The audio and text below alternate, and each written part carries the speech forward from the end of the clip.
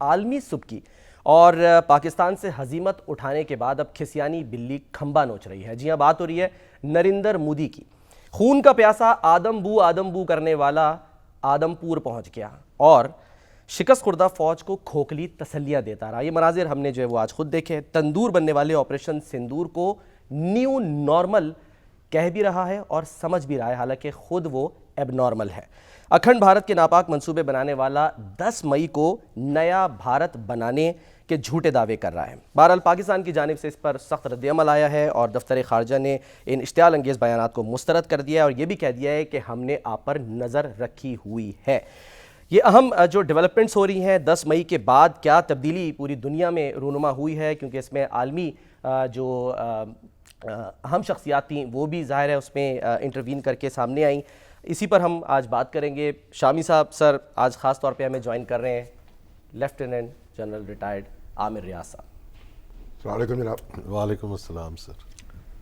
یہ غازی، یہ تیرے پراسرار بندے جنہیں تو نے بخشا ہے ذوق خدائی، الحمدللہ۔ تو ماشاءاللہ ہمارے لیفٹیننٹ جنرل عامر ریاض صاحب جو ہیں افواج پاکستان کے انتہائی قابل فخر سپوتوں میں سے ہیں اور کمانڈر صدرن کمانڈ رہے اور مختلف حیثیتوں میں بہت اہم ذمہ داریاں جو ہیں انہوں نے ادا کی۔ تو آج ہم شکر گزار ہیں اور ہمارے لیے بڑا باعث فخر ہے کہ جنرل صاحب کی صحبت میں چند لمحات گزاریں گے۔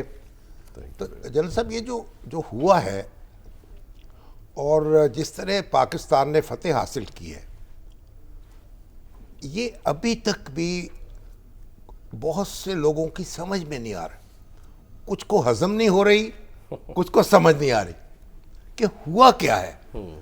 یعنی چین نے کیا کیا ہے، امریکہ نے کیسے جنگ بندی کرا دی ہے، اور جو بھارت کے دعوے کہاں چلے گئے ہیں جو بڑے گھمنڈ کے ساتھ آیا تھا۔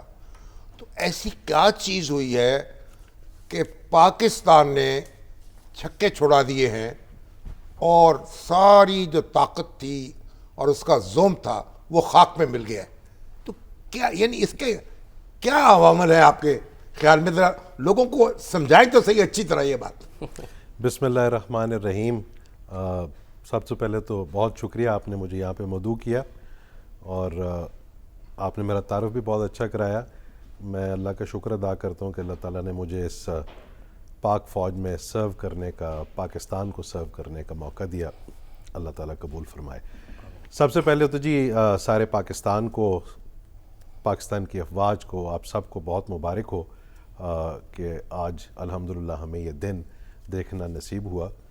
اب آتا ہوں جی میں آپ کے سوال کی طرف کہ یہ ہوا کیا اور کیسے ہوا۔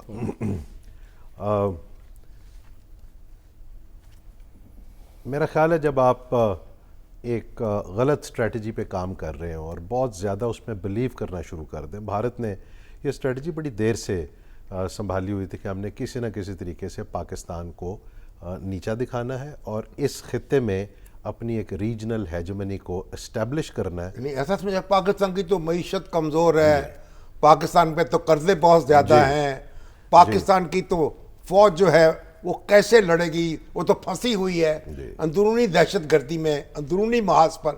یہ ساری باتیں ہو رہی تھیں اور سمجھ رہے تھے کہ ہم بس آئیں گے اور ایک واک اوور مل جائے گا، سرپرائز مل گیا۔ لیکن جی وہ اسی آپ دیکھ لیں ان کے میڈیا کے اندر بھی یہی فیلنگ تھی اور یہی پروپیگنڈا وہ کرتے رہے بہت عرصے تک۔ تو finally they made the mistake, غلطی ہوئی ان سے، اور جب آپ اسٹریٹجک غلطی کرتے ہیں تو پھر اس کے اسٹریٹجک اثرات بھی نمودار ہوتے ہیں۔ غلطی کی انہوں نے، وہ آئے اور they were in for a big surprise. Pakistan army, Pakistan air force, Pakistan navy کی کیپیبلٹی الحمدللہ اتنی تھی کہ پہلے دن ہی 6-7 کی رات کو جو پاکستان کا صرف ابھی تک ڈیفینسو رسپانس گیا تھا، اس میں میرا یہ خیال ہے کہ انڈیا کے ملٹری کمانڈرز کو یہ بالکل کلیئر ہو گیا تھا کہ پاکستان کی فوج کے ساتھ لڑنا بہت مشکل کام ہے، and they suffered very heavy losses اور کرٹیکل لاسز۔